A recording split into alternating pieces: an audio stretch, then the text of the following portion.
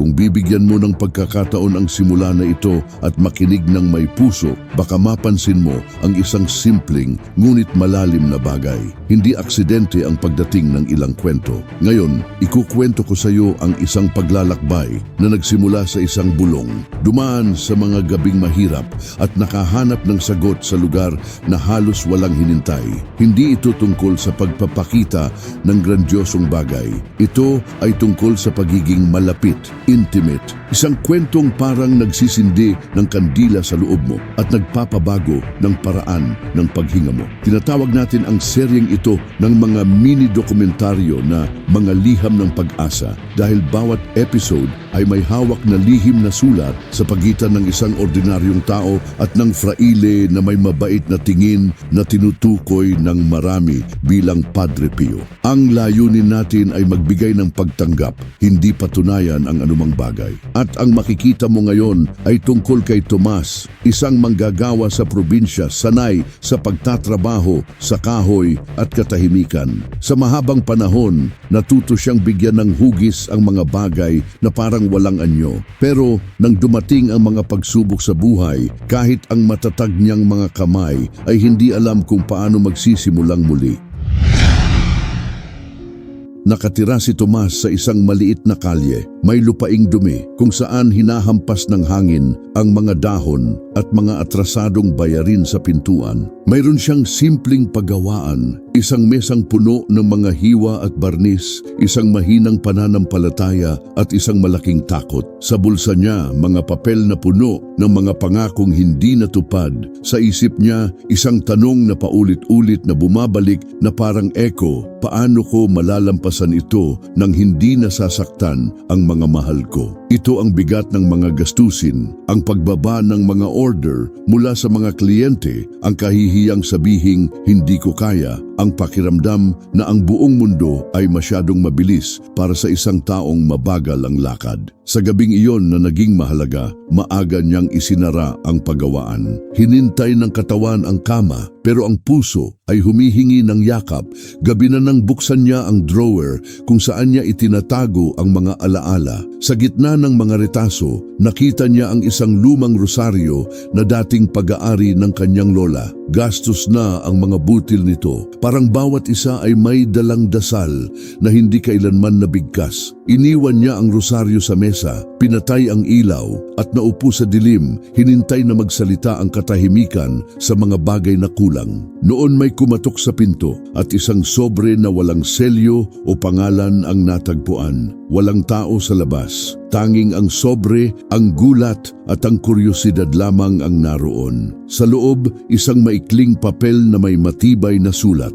Magdasal ng simple, parang nakikipag-usap ng mahina sa isang kaibigan. Huwag humingi ng yaman, humingi ng daan. Sasamahan kita sa pagdarasal. Sa dulo, isang pangalan, Pio. Napangiti si Tomas nang hindi naiintindihan. Akala niya'y biro, akala niya'y pagkakamali. Pero naalala niya ang sinabi ng kanyang lola, kung hindi kasya ang imposible, gumawa ka ng espasyo. Sinindihan niya ang kandila at sa unang pagkakataon sa mahabang panahon, nagsalita ng may katapatan. Sa mga sumunod na araw, nagsimulang magkakasunod ang maliliit na bagay. Isang dating kliyente ang bumalik na may order na natigil. Isang kapitbahay ang nagrekomenda ng trabaho ni Tomas sa isang kamag-anak. Isang pera mula sa isang lumang benta ang biglang napunta sa kanya. Walang nagpabago sa buhay ng biglaan, pero parang liwanag na pumapasok sa mga siwang. Napansin ni Tomas na kapag hinintay ng puso na magbukas, ang realidad ay nakakahanap ng daan. Nagsimula siyang magising ng mas maaga, binubuksan ang paggawaan ng may kalmado at tinatapos ang bawat piraso na parang dasal,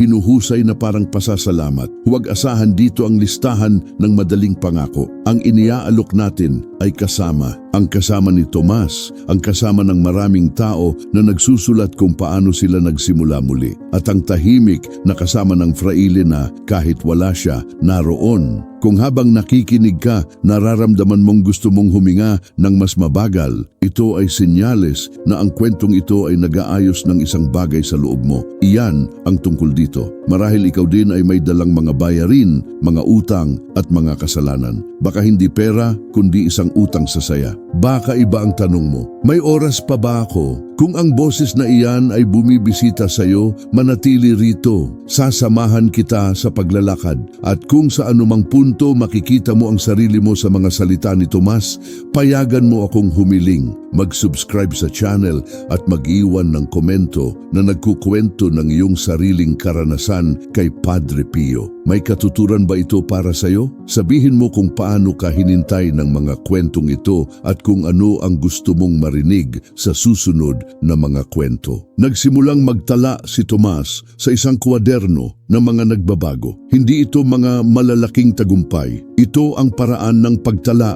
ng maliliit na senyales para maalaala na ang panghihina ng loob ay nagsisinungaling. Isinulat niya, ngayon may isang hindi kilalang nagbayad ng maaga. Ngayon naihatid ko sa tamang oras kahit umuulan. Ngayon may pumasok lang para sabihing amoy pag-asa ang tindahan. Minsan, habang binabasa ang kanyang mga isinulat, umiiyak si Tomas sa ginhawa, parang isang taong nakikilala ang sariling mukha pagkatapos ng mahabang panahon. Isang hapon, isang matandang babae ang pumasok sa pagawaan. Hawak niya ang isang sirang frame at isang tingin na puno ng pagkaapurahan at kabaitan. Sinabi niyang ang frame na iyon ay naglalaman ng larawan ng isang di malilimutang araw, isang pagkikita sa isang simpleng simbahan. Maraming taon na ang nakalipas nang humingi siya ng lakas ng loob para sa isang mahirap na desisyon. Huwag kang magmadali, sabi ni Tomas. Habang inaayos ang mga gilid, ikinuwento ng matanda na ugali niyang magsindi ng kandila para sa fraile ng San Giovanni at magpasalamat kahit hindi pa natatanggap ang hinintay. Ibinigay ni Tomas ang frame na buo na. Ngumiti ang matanda, binuksan ang bag at iginiit na magbayad ng higit sa napagkasunduan. Tumanggi si Tomas pero iniwan ng matanda ang isang maliit na papel sa ilalim ng kahoy na naayos. Isang maikling dasal, halos kapareho ng nasa sobre. Sana hindi ko habulin ang mga kumikinang at kalimutan ang mga nagbibigay liwanag. Sana hindi ko gustuhin ang mga shortcut, kundi ang daan. Sana matuto akong humingi ng kapatawaran sa mga nasaktan ko at tanggapin ang pangangalaga kapag hindi ko alam kung paano humingi. Idinikit ni Tomas ang dasal na iyon sa kwaderno at naging ugali ang kilos na ito. Manggolekta ng mga salitang nagbibigay init sa tapang. Ngunit ang buhay ay hindi nagbabago ng diretsyo. Nang kansilahin ng isang malaking order, bumalik ang lumang takot. Ganoon sa ating lahat, isang pagkakamali lang at naalala ng buong katawan ang pagbagsak.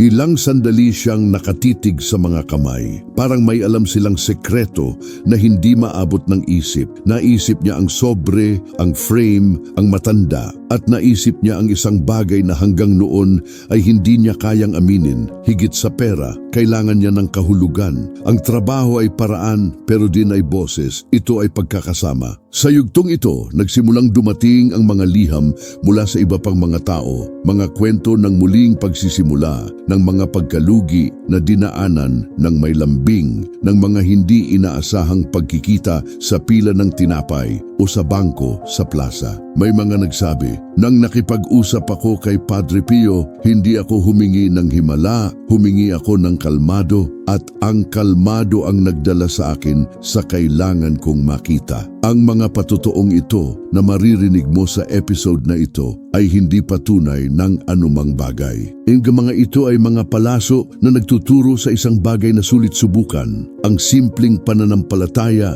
na hindi maingay pero nagtataguyod. Kung bagong dating ka, maligayang pagdating. Ang channel na ito ay umiiral para maibahagi natin ang natutunan natin habang tinuturuan tayo ng buhay. Tuwing nagdadala kami ng kwento tulad ng kay Tomas, ang layunin ay hindi aliwin kundi alagaan. At ang pag-aalaga ay isang maselang bagay nangyayari sa detalye. Kaya bago magpatuloy, humihiling ako ng may pagmamahal. Mag-subscribe at ikwento sa mga komento kung paano naapektuhan ng Padre Pio ang anumang araw mo. Maaring maliit na alaala, isang salita, isang kilos. Ang mga pagbabahaging ito ay tumutulong sa iba na hindi sumuko sa kalagitnaan ng daan. Sa susunod na bahagi ng paglalakbay na ito, babalikan natin ang kwaderno ni Tomas para maunawaan kung paano niya ginawang dasal ang rutina at kung ano ang nangyari nang nagdesisyon siyang humingi ng tulong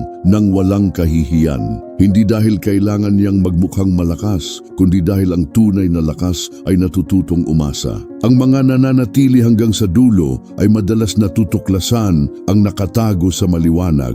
Ang sagot ay maaaring isang hakbang lamang ang layo, pero ang hakbang na iyon ay nangangailangan ng kababaang loob. At ang kababaang loob na iyon ang nagbubukas ng mga pintuan na hindi nakikita ng pagmamadali. At kung may isipang humihila sa iyo palayo na nagsasabing lahat ng ito ay kalokohan, tandaan, ang pag-asa ay hindi trick, ito ay pagsasanay. Ito ay sinasanay tulad ng pagtugtog ng isang instrumento. Nabibigo, nawawala ang tono, inaayos, sinusubukang muli. At kapag hindi mo inaasahan, ang tunog ay nagsisimulang magkasya sa bahay. Marahil iyan ang nais sabihin ng fraile sa liham, humingi ng daan. Ang daan ay tumatanggap ng pagkakamali. Ang daan ay hindi nangangailangan ng pagiging perpekto. Ang daan ay kasama. Patuloy na nagtatala si Tomas sa kwaderno kahit sa mga araw na parang walang nangyayari. Naroon ang mga linyang halos ordinaryo. Ngayon, nagawa kong bayaran ng isang atrasadong bill. Ngayon,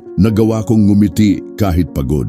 Ngayon, narinig ko ang isang ibon na kumakanta sa bintana habang nagtatrabaho. Ang mga simpleng talaang ito ay naging mapa. Hindi ito ang mapa ng kayamanan, kundi ang mapa ng isang taong natututong makilala ang yaman sa maliliit na hakbang. Napansin niya na kapag naaalala niyang magpasalamat, nababawasan ang bigat.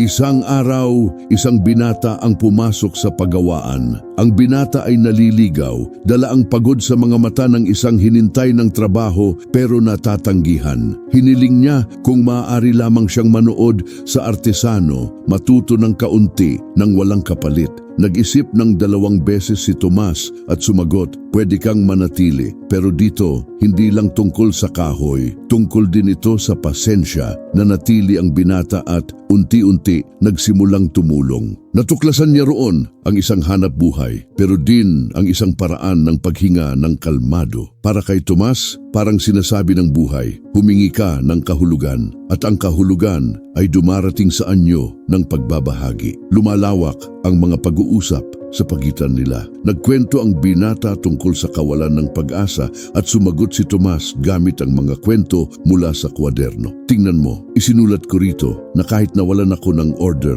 may bagong dumating pagkatapos. Marahil, hindi ito tungkol sa panalo o pagkatalo, kundi tungkol sa hindi pagsuko. Nagsimulang magsulat din ang binata, inspirado ng kanyang gurong improbisado. Unti-unti, nabuo ang isang tambalan at napansin ng mga tao, ang paggawaan ay may iba ng tunog, ang tunog ng 2 boses na natututong magtiwala. Sa gitna ng kapaligirang ito, dumating ang isa pang liham. Sa pagkakataong ito may petsa, ika-23 ng Setyembre. Ang sobre ay may maikling linya. Ang pananampalataya ay hindi ingay, ito ay pagpapatuloy. Padre Pio, ang binata na puno ng kuryosidad, nagtanong, sino ang nagpapadala ng mga mensaheng ito? Nagkibit balikat si Tomas, pero itinago ang papel sa kwaderno. Ang petsa na tuklasan niya kalaunan ay eksaktong araw ng pag-alaala sa pagpanaw ng fraile tungo sa kawalang hanggan. Coincidence man o hindi, ito ang naging tulak na kailangan para magdesisyon ang 2 na mag-organisa ng simpleng grupo ng dasal na kinabibilangan ng mga kapitbahay at kaibigan. Walang istriktong format ang mga pagtitipon. Bawat isa ay nagdadala ng alaala, isang bersikulo, isang pasasalamat, at sa gitna ng mga kwento, may mga luha at tawa. May mga umamin ng mga utang, may mga umamin ng mga takot, pero walang umalis na pareho ang nararamdaman noong dumating. Parang kapag binuksan ng bibig, binubuksan din ang kaluluwa. At laging may espasyo para sa alaala kay Padre Pio na inaalala bilang isang taong kayang magdala ng mga sakit nang hindi nawawala ang lambing. Sa gitna ng kilusang ito, napansin ni Tomas ang isang kakaibang bagay. Tumaas ang mga order pero hindi iyon ang nagdala ng kapayapaan sa kanya. Ang tunay na nagtataguyod sa kanya ay ang pakiramdam na hindi siya nag-iisa. Naintindihan niya na ang kabutihan ng Diyos madalas ay hindi dumarating sa anyo ng instant na pera,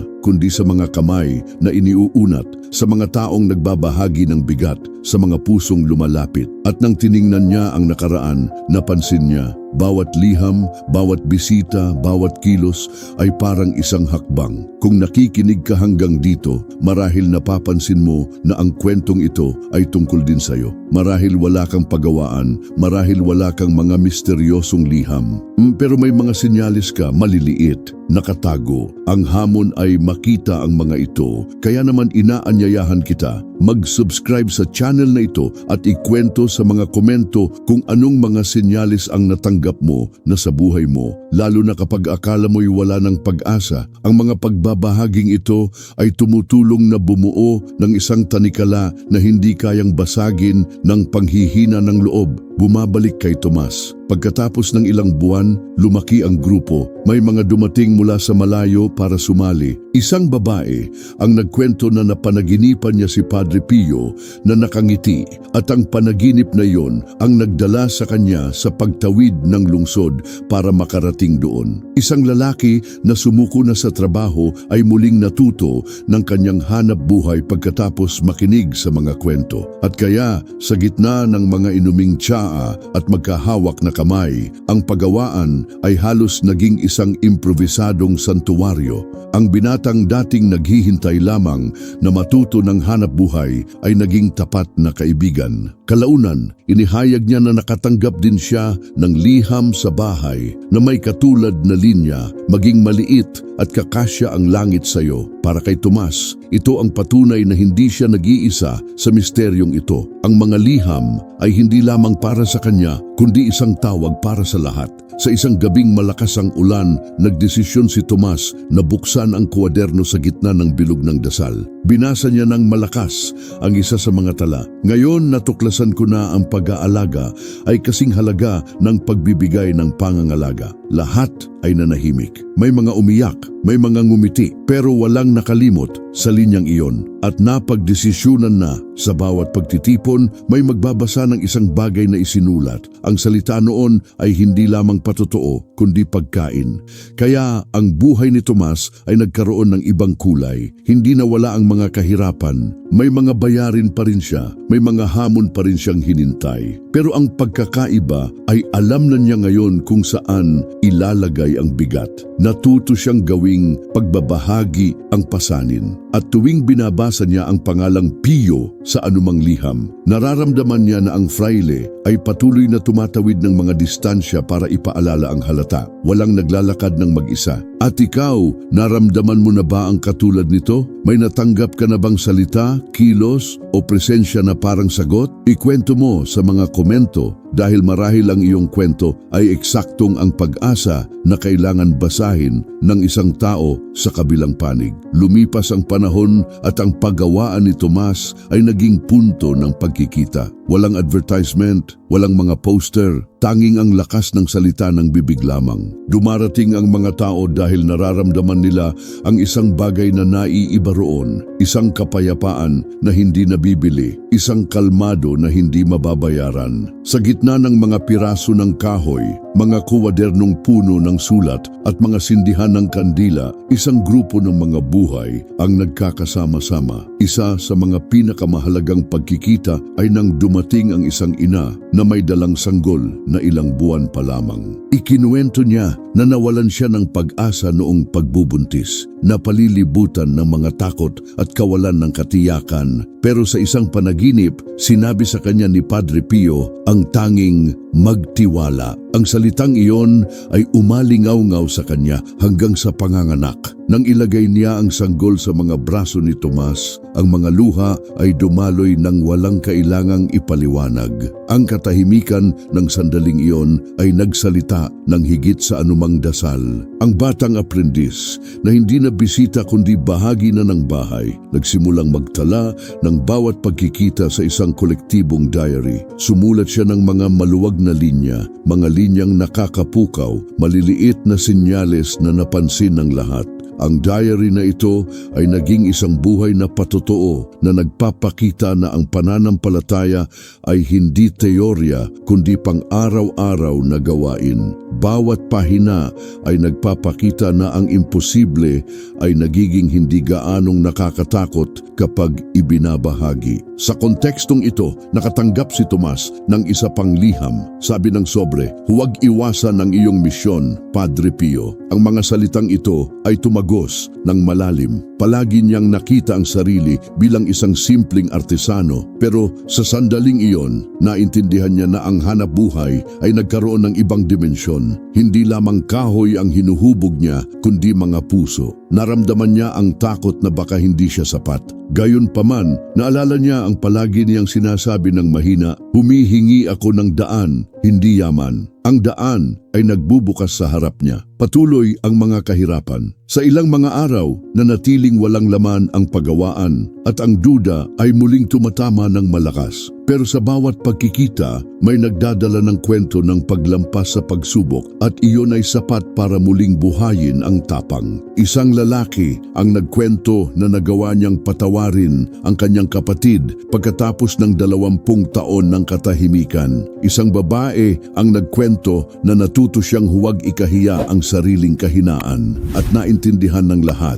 Doon ay hindi tungkol sa pagiging perpekto, kundi tungkol sa katotohanan. Kung nandito ka pa, nakasama natin sa paglalakbay sa kwentong ito, payagan mo akong magsalita ng may pagmamahal. Mag-subscribe sa channel na ito at iwan ang iyong patotoo sa mga komento. Marahil iniisip mo na masyadong maliit ang iyong kwento, pero maniwala ka, walang pagbabahagi ang maliit kapag hinintay nito ang ibang buhay. Ang simpleng kilos ng pagsulat ay maaaring maging spark na hinintay ng isang tao para magpatuloy. Bumabalik kay Tomas. Sa isang tahimik na madaling araw, napanaginipan niya na naglalakad siya sa isang daang bato at sa dulo nakita niya ang isang figura na nakasuot ng kayumanggi na may kalmadong mukha. Ang figurang ito ay nagbigay sa kanya ng bagong kwaderno at sinabi, "Magpatuloy sa pagsulat.